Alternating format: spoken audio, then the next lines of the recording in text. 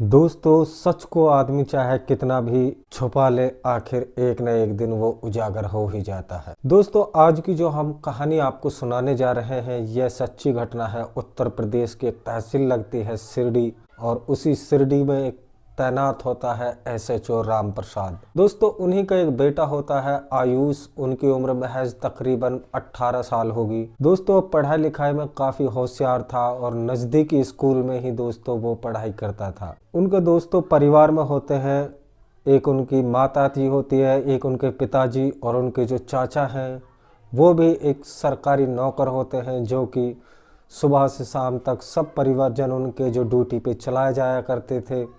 घर पे रहती थी उसकी चाची और उसकी माँ। दोस्तों, आयुष है वो भी कॉलेज के लिए चला जाता था, और जैसे ही वो घर आता था तो पढ़ाई पे ही उनका जो फोकस रहता था। दोस्तों, एक दिन उनकी चाची कहती है कि आयुष बेटा मुझे जो है इकाना स्टेडियम लखनऊ में मैच देखने जाना है। आपको जो है मेरा साथ चलना पड़ेगा, और मैं क्रिकेट की बहुत ही ज़्यादा शौकीन हूँ। दोस्तों, आयुष है जो कहता है कि मैं एक बार अपने पापा से और मम्मी से बात कर लूँ, या फिर तुम ही है जो मम्मी से बात कर लो, वो भी साथ चले तो उनको भी ले चलना है। आप है जो चाचा से भी परमिशन ले लेना है इस चीज़ का। दोस्तों, जो उसकी चाची होती है वो कहती है कि ठीक है, ये जिम्मेदारी मेरी है, आप सिर्फ अपनी तैयारी है जो तैयारी करो, और कॉलेज से एक दिन के लिए जो छुट्टी ले लो। दोस्तों, आयुष है जो खुश हो जाता है, और वो कहता है कि ठीक है, मैं आपके साथ जो है मैच देखने के लिए लखनऊ ज़रूर चलूँगा। दोस्तों, उनकी चाची है जो शाम को जैसे ही उनके हस्बैंड है जो ड्यूटी से आते हैं, तो वो उनसे कहती है कि मैं आयुष के साथ जो कल का क्रिकेट मैच है, मैं उसे देखने के लिए उनके साथ जा रही हूँ। अगर आपको भी चलना है तो आप भी चल दीजिए। दोस्तों, जो उनका पति होता है यानी आयुष का चाचा होता है, वो कहता है कि ठीक है, आप चले जाइए, मुझे ऑफिस में बहुत ज़्यादा काम है, तो आप मैच देख करके आराम से आ जाना, और किसी चीज़ की भी ज़रूरत हो तो मुझे बता देना है। दोस्तों, इस तरीके से वो बिल्कुल खुश हो जाती है, और आयुष के साथ उनका वेट करती है कि कल हमें जो है लखनऊ निकलना है। दोस्तों, जैसे ही वो अपनी तैयारी है पूर्ण कर लेती है, और इधर आयुष है जो भी अपने माता और पिता से कह देता है कि मैं चाची के साथ जो है मैच देखने लखनऊ जा रहा हूँ, अगर आपको भी चलना है तो अपनी माता से बोलता है कि चल दीजिए। उनकी माँ कहती है कि नहीं नहीं, जो तुम्हारे पापा हैं और तुम्हारे चाचा हैं वो ड्यूटी जाते हैं, तो उनके लिए जो खाना है मुझे बनाना देना होता है, तो इसीलिए मैं चलने ना पाऊंगी। दोस्तों, जो आयुष है अब वो अपनी तैयारी कर लेता है, और वो कॉलेज से भी 2 दिन की छुट्टी लेके आ चुका था। दोनों चाची और भतीजा हैं जो कल मैच देखने के लिए बिल्कुल तैयार हो जाते हैं, और सुबह सुबह 4 बजे ही वो घर से निकल जाते हैं, और लखनऊ के लिए दोस्तों वो ट्रेन पकड़ते हैं। दोस्तों, देखते हैं कि जैसे उनकी चाची है जो बिल्कुल तैयार होकर के घर से बाहर निकलती है, तो आयुष है जो उनका दिमाग है वो बिल्कुल अपनी चाची के सटीक लग जाता है। आखिर वो इतनी हॉट कैसे लग रही है। उनकी चाची थी जो बेहद खूबसूरत थी, अभी तक उनसे जो कोई बच्चा पैदा नहीं हुआ था। दोस्तों, उनके चाचा है जो काम में ज़्यादा टाइम देते थे, ना कि आयुष की चाची को इतना समय दे पाते थे कि जिससे कि वो बच्चा पैदा कर सके। दोस्तों, उनका जो दिमाग है अब उनका मैच से हट जाता है आयुष का, और अपनी जो है चाची के ऊपर लग जाता है। अब उसे उनके ही जो सपने आने लगते हैं। और दोस्तों, जैसे ही वो रेलवे स्टेशन पहुंचते हैं तो दोनों की जो सीट है, एक ही सीट पे दोनों आ जाते हैं, और दोस्तों एक ही सीट पे दोनों बैठ करके अब लखनऊ का जो है सफ़र है उनका तैयार हो जाता है करने के लिए।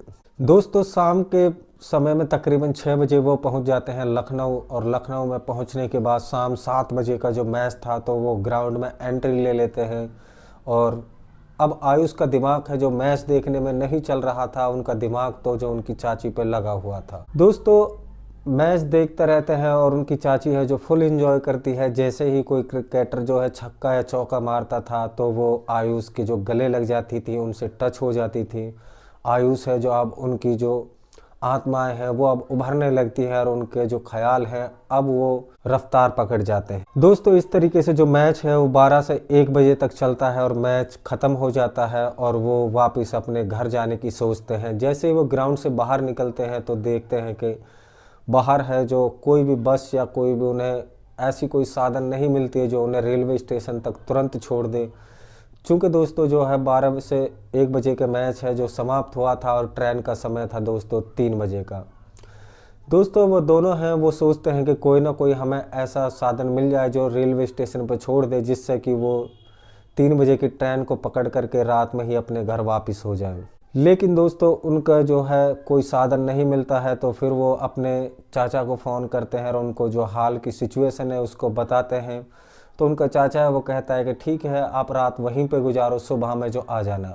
आप दोनों हैं जो एक होटल में कमरा बुक कर लीजिए और दोनों जो है चाचा और भतीजे वहीं रुक पे जाइए, सुबह में ट्रेन लेकर के आप वापस आ जाना। दोस्तों अब वो दोनों चाची और भतीजी हैं जो दोनों अब होटल के तलाश में निकलते हैं। तो उन्हें थोड़ा कदम चलने के बाद में एक होटल दिखाई देता है। तो वहाँ पे जैसे ही वो पहुँचते हैं तो देखते हैं वहाँ पे सिर्फ एक ही रूम खाली था। और दोस्तों वो उस रूम का जैसे ही अंदर से जाके देखते हैं तो बहुत अच्छी उसमें जो फैसिलिटी थी। दोस्तों उन्होंने जो है अभी इस रूम को जो सेलेक्ट कर लिया था और अब उसके अंदर वो दोनों एंटर कर चुके थे। उन्होंने अंदर से जाके देखा तो उसमें सिर्फ एक ही बेड था। अब दोस्तों वो सोचते हैं कि क्यों ना एक दूसरे कमरे का अरेंजमेंट किया जाए, चूँकि उन दोनों का एक ही बिस्तर पर लौटना जो है बिल्कुल नामुमकिन था। दोस्तों जो आयुष है वो फिर से होटल मैनेजमेंट में जाता है और जाके उनसे बोलता है कि सर हमें एक कमरा और दे दीजिए, या फिर आप एक ऐसा कमरा दीजिए जिसमें डबल बेड हो। दोस्तों जो मैच है वो ख़त्म हुआ था तो होटल में बुकिंग बहुत ज़्यादा थी। उन्होंने कहा कि सिर्फ एक यही रूम बचा है, अगर आपको रात गुजारनी है तो यहीं पे एक ही रूम में गुजारनी होगी, या फिर आप कहीं दूसरी होटल जा कर के देख लीजिए। दोस्तों आयुष अपनी जो है चाची को आके बताता है सारी कंडीशन को कि रूम तो हमें यही मिलेगा। जैसे ही उन्होंने जो रिसेप्शन में बात हुई थी तो वह आके अपनी जैसी चाची को बताता है तो उनकी चाची है जो कह देती है कि ठीक है, हम दोनों इसी पे एडजस्ट कर लेंगे। दोस्तों वो दोनों हैं जो खाना खा कर के जैसे ही अपने बेड पे जाके लौटते हैं तो सर्दियों का दिन था, चूँकि टाइम था दिसंबर का महीना था, लगभग शाम के जो है 2 बज चुके थे। दोनों जैसे ही लौटते हैं तो दोस्तों एक दूसरे को जैसे सर्दी लगती है तो दोस्तों एक दूसरे से वो टच हो जाते हैं। और उनका जो है दोस्तों आयुष का मन है, अब उसको नींद नहीं आ रही थी। ऑलरेडी उनका जो दिमाग है घूम रहा था कि आखिरकार जो है इनके साथ में कैसे जो है काम किया जाए। अब दोस्तों जैसे ही आयुष उनके टच होता है तो अब उनकी चाची है वो भी विचलित हो जाती है और वो बैठ जाती है बेड पे, और आयुष भी उनके साथ में जग जाता है।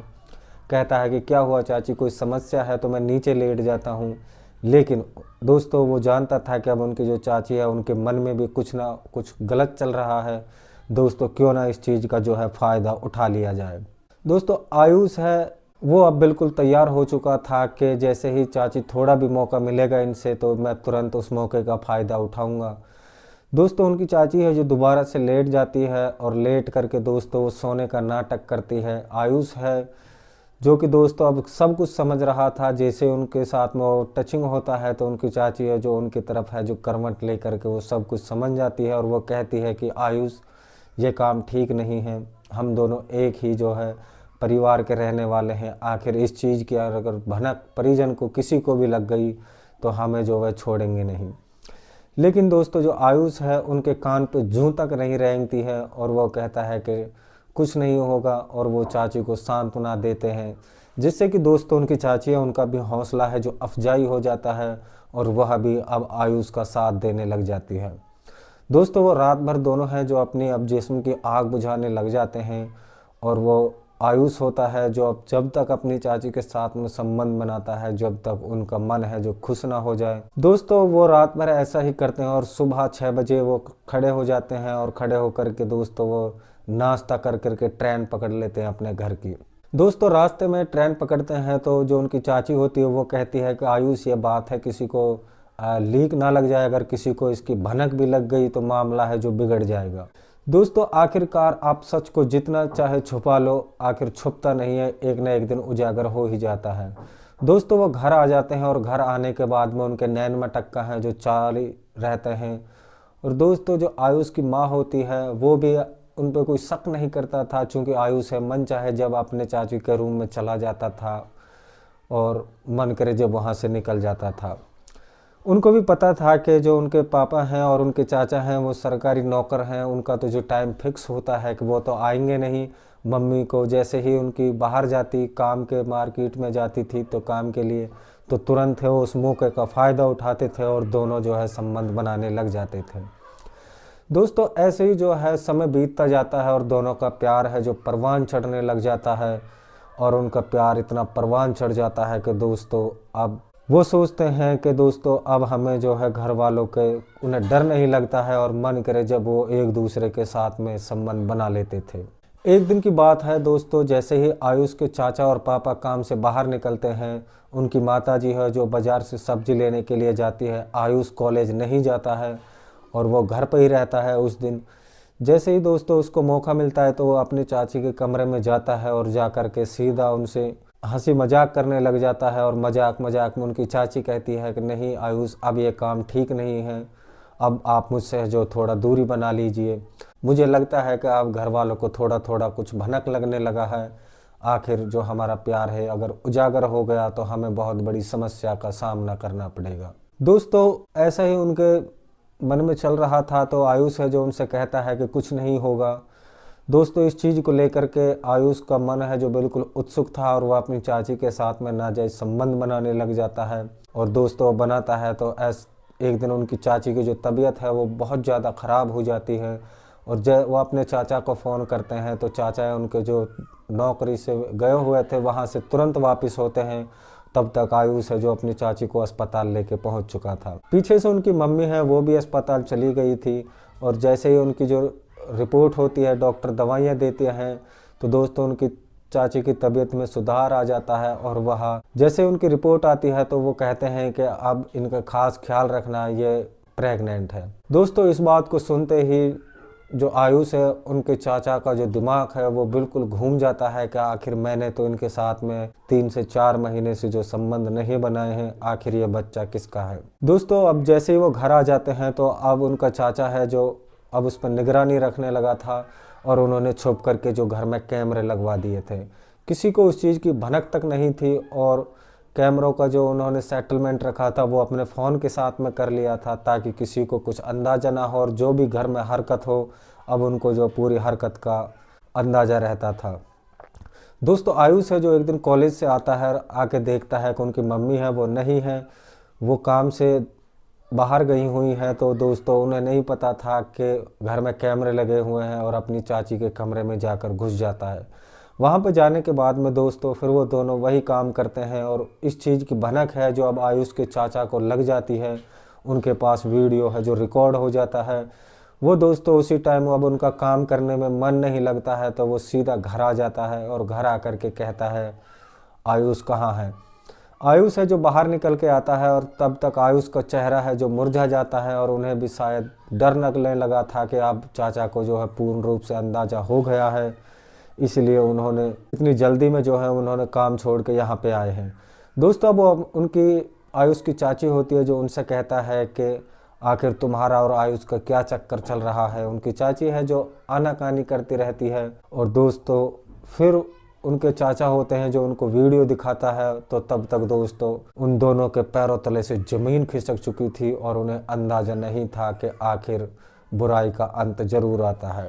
दोस्तों जो आयुष का चाचा होता है वो आयुष के पापा को फ़ोन कर देता है जो कि पास के ही थाने में जो है SHO यानी थानेदार थे, वो भी घर पे आ जाते हैं और उनको सारी घर की काली करतूतें हैं उनका बताता है। तो दोस्तों उनका पापा है जो तुरंत मुंह पकड़ लेता है और कहता है कि मेरी नज़रों से अच्छे अच्छे जो मुजरिम हैं वो भागते फिरते हैं, आखिर हमारे ही घर में इतना बड़ा कांड हो रहा है और मुझे भनक तक नहीं है।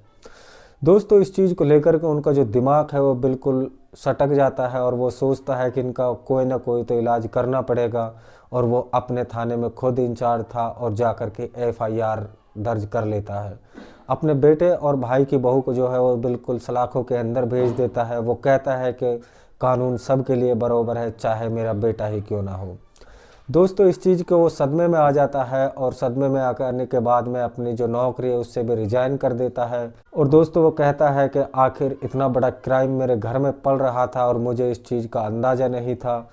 दोस्तों आप लोगों ने देखा होगा कि पारिवारिक फैमिली में इस तरह के जो नाजायज़ संबंध होते हैं वो एक नौकरी खा गए और दोस्तों उन्होंने जो रिश्तों में दरार डाली है वो बहुत ही बुरा खौफनाक अंजाम था और उन दोनों को दोस्तों जेल भेज दिया जाता है। दोस्तों आप लोगों को कहानी है जो कैसी लगी एक बार कमेंट करके ज़रूर बताना था और कमेंट में अपना नाम ज़रूर लिखना है जिससे कि हम आपका अगली वीडियो में नाम ले सकें। आज के लिए हम इतना ही कहते हैं और लेते हैं आप लोगों से अलविदा।